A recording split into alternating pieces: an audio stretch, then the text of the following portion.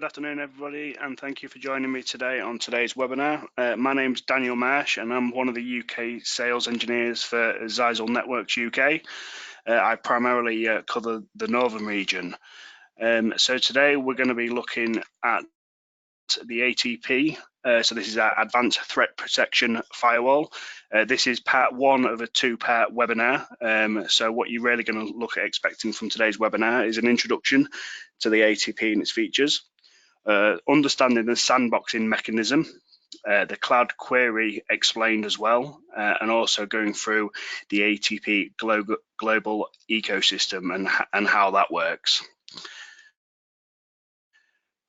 So the ATP goes beyond the conventional UTM. So with a traditional UTM, so Unified Threat Management,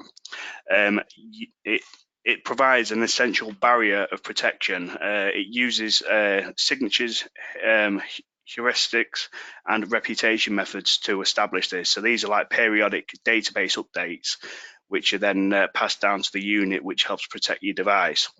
Now, the ATP and the way it works actually goes beyond them conventional methods. It still uses the same methods as the conventional UTM, but it does provide additional elements which help protect against zero-day threats.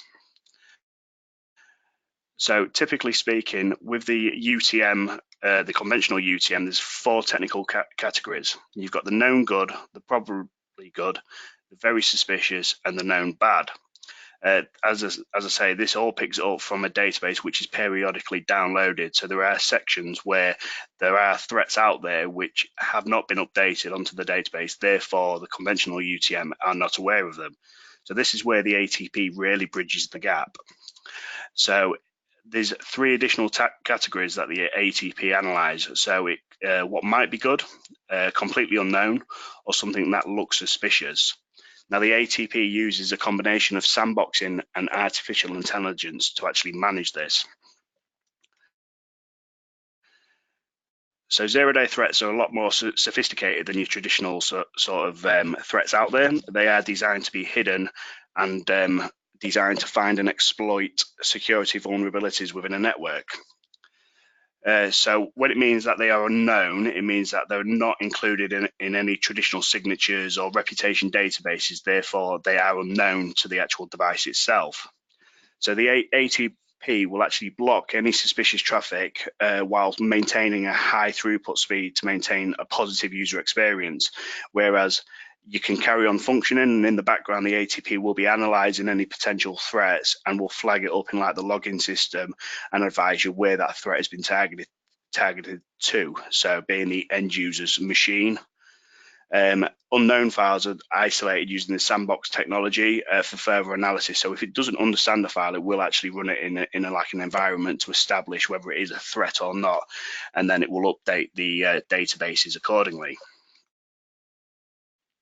So the section that we're going to cover is the sandboxing.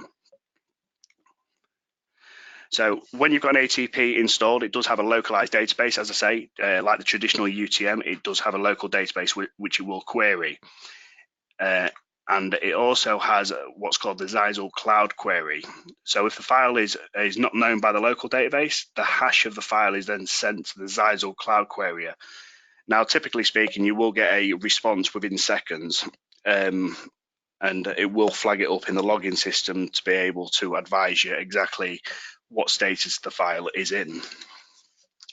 And you've got the sandboxing, which if the file is not known by the cloud querier and obviously by the local database, it will be then sent to the sandboxing for further analysis to establish exactly what it's designed to do, whether it is a malicious file, whether it is a safe file.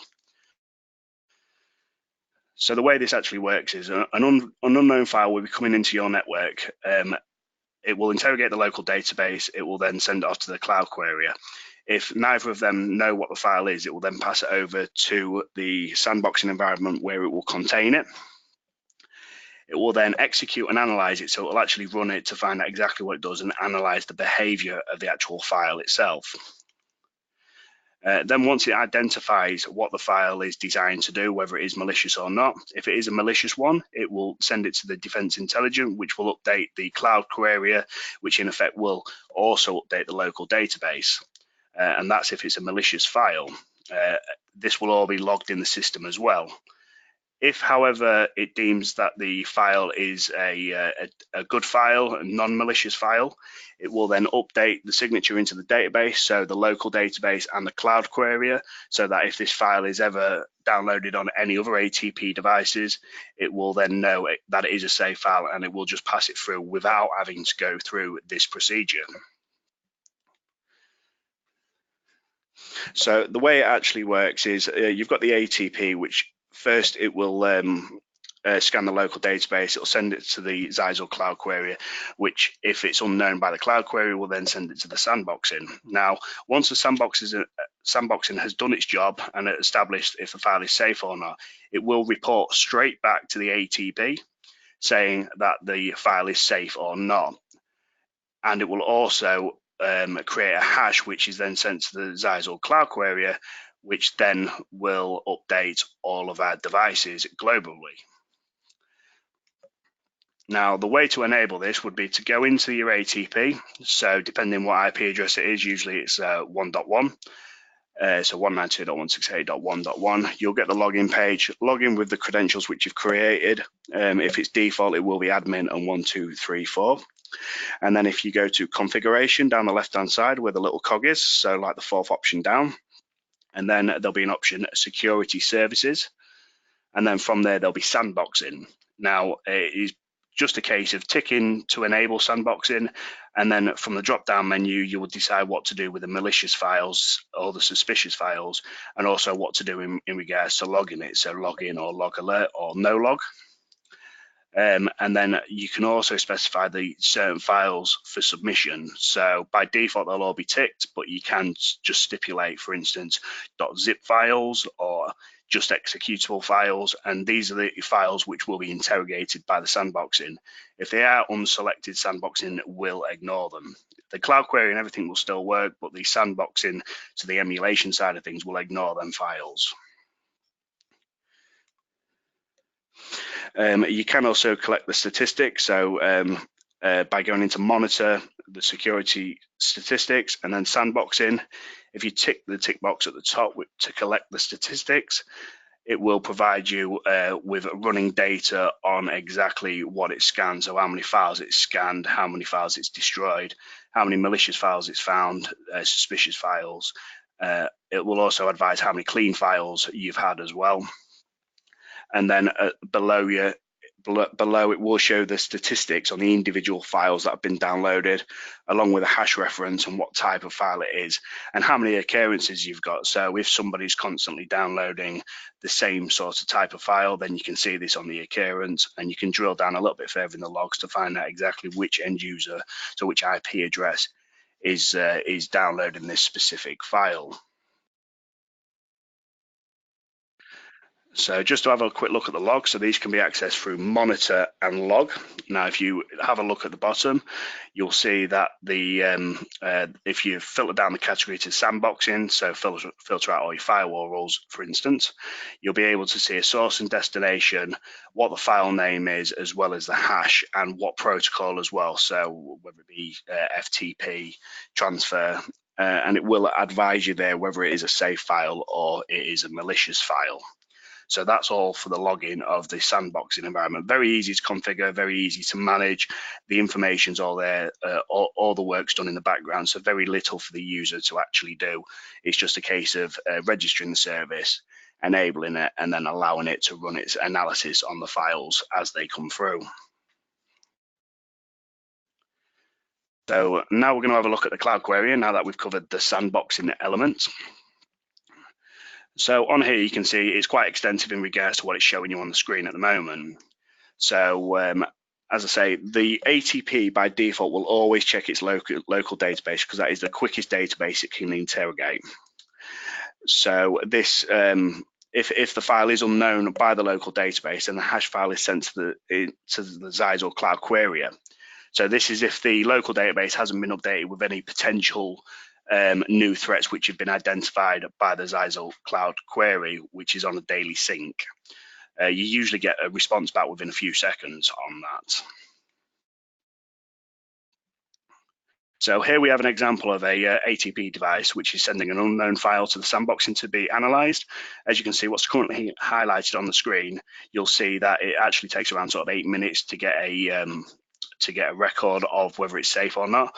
This is because it needs to upload the file to the sandbox or interrogate the cloud query, and then the cloud query finds it unknown, so it will then send it to the sandboxing. So the sandboxing has to do some work in the background. So it has to emulate it, it has to analyze a file and determine whether or not it's a malicious file or not. And that can take some time depending on the size of the file and things like that, but it is quite quick. And it also advises you exactly what source has downloaded that file. So if it does deem it as malicious for whatever reason, then it is a case of isolating that particular machine and then running a diagnostic on that, and obviously removing any potential unwanted malicious files.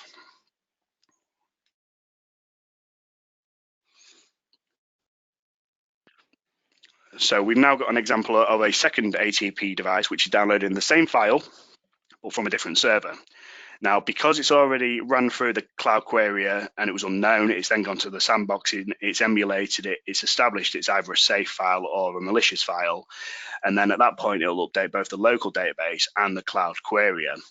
Now, at this point, because the cloud query is already aware that this file is safe based on the previous screen that we saw with the first ATP device, you will see within, as I say, very quickly, like 4 seconds, it will actually establish that it's safe, and it will just continue to process it and let it through and not advise you that it's malicious because it is a safe file. So that's how quick the ATP can analyze the files.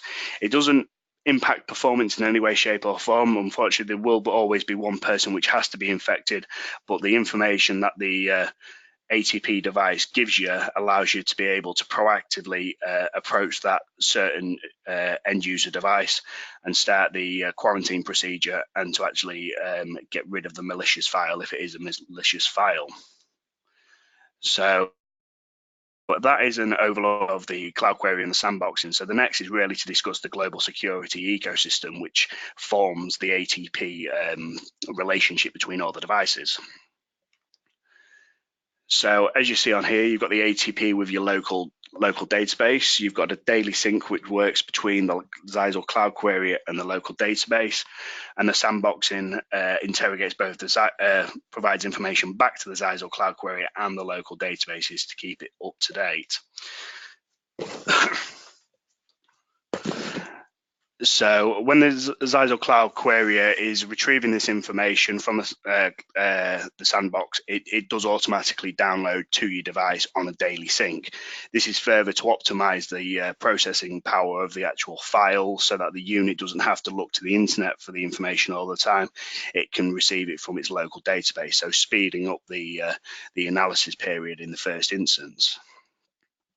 So if a new threat is detected, and it is sent to the Zyxel Cloud Query, it then will share all the information with any of our Zyxel ATPs which are online, because they're all constantly looking to the Zyxel Cloud Query.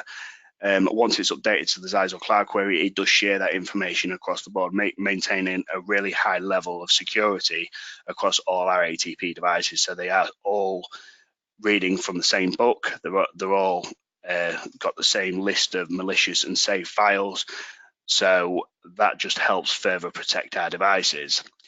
It also, the Zyxel Cloud Query also downloads as well from third parties as well. So if it isn't an ATP which has been subject to a malicious file, and it is like a third party vendor which uses a similar sort of technology, this information is fed back into the global ecosystem to further protect our devices, as well as also to protect their devices. So as you can see, it's a very strong relationship the devices have got with the global ecosystem to ensure that the databases are all up to date, and that any new files which come out and are a threat are immediately identified, and the impact to the end users in the industry is massively reduced.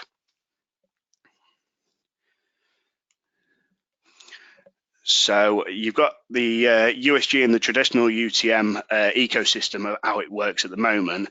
You do have the current local database with all its signatures and its reputation databases, which is updated either monthly or weekly. So it's a very large area in which something could happen. So in the point when a zero-day threat is released and starts doing damage, it could take you a month, it could take you a week until your device is actually fully protected from that device, which really does show you the strength that the ATP has over any traditional conventional UTMs. And they're also updated from all third-party vendors, so everybody shares a database of known files, and this is updated, but with the actual ATP ecosystem, it is real-time updated, it's continuously looking, and it's on a daily sync with your local database. So it really does help secure your network. So that really concludes what I've got to say on part one. Part two is going to be a bit more extensive in what we actually discuss, what we actually go into. So please register for part two. This is going to be on the 24th of October around 2 o'clock again. Should only be for 30 minutes, but it might run over slightly, as I say, because there is a lot more content in the next one than what there is in this one. And we're going to be going over the anti-malware and how the Zyxel ATP can protect you from the malware, botnet filter, so understanding what botnets are and how a Zyxel ATP can protect you against that threat. What is phishing and how to detect it. So this is showing how the ATP goes through the phishing procedure to better protect you from them sort of exploits. And then we're going to have a top level view of the actual hardware available for the ATP firewall series. We do have a new one which has recently come out, and there is also another one which is due to come out towards the end of the year, which I'll be able to discuss as well further in the next webinar. And we're also going to go on to Secure Reporter as well, which is a very, very handy tool. If you haven't already got it, then I would recommend that you look at the current promotion that we do have going ahead at the moment. So we are offering a 1-year free Secure Reporter license with any Zyxel and USG series. And this is any that are out there that are registered with the Secure Reporter up until the end of October. Usually you do get a 30-day free trial with this. However, we are opening it up and providing a promotion so that you do get a full year. And I really do suggest that you take advantage of this because I've used the tool myself. I often speak to customers about it, and the information it gives you and the way it drills down into the network traffic and any potential security threats and security trends on your network really does help you protect it and proactively resolve things before they start becoming a problem. So, as I say, concludes our webinar for today. We do also have a promotion for our trade-in, trade-up. So some of you may be aware that you can trade in and trade up any old Zyxel security equipment, as well as any other vendors. So Sophos, Cisco, SonicWall, WatchGuard, Juniper, FortiGate, or Checkpoint. If you've got any of these devices out there with any users that you're looking to upgrade them to, come to us and do a trade-in, trade-up, which you can access through the partner portal, and you'll get a 20% off the unit which you're looking to purchase. So again, being able to push our security into the end user's premise with quite a nice discount. The Secure Reporter promotion is, as I say, is also available, which is a very good security tool. Which your end users will find very handy. So what I will do is I'll leave the webinar open for a few more minutes. So if you've got any questions or answers, then feel free to post them in the questions section. I will do my best to answer every single one of them. If, however, I can always follow up with you offline and provide you a more comprehensive answer as like a one-to-one sort of discussion on that. So as I say, I'll leave it open for a few more minutes, and thanks again for listening.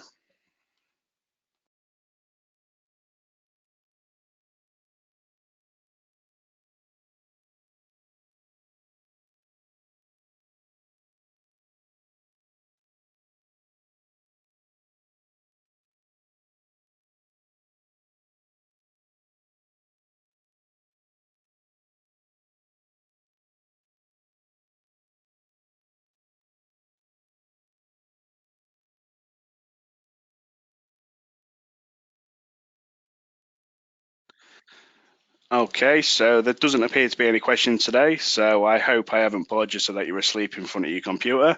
However, as I say, the next webinar I am running for part 2 does contain quite a lot of technical information that can be beneficial to understand, so that when you are speaking to your end users, you understand the threats that are out there which could impact your customers, and you can help raise their awareness and also help them understand that the Zyxel product is there to assist and help, and does have a lot of technical knowledge in the background to help offer security to your network. Again, as well, don't forget the secure reporter promotion that we've currently got running. Please, if you've got any firewalls out there, just jump onto it, register it, and make use of this, as well as any security devices that you're wanting to look to upgrade, 20% off on that as well. So thank you again for joining me on today's webinar, and I look forward to seeing you on the next one on the 22nd. So thank you ever so much, and have a good day. Thank you. Bye-bye.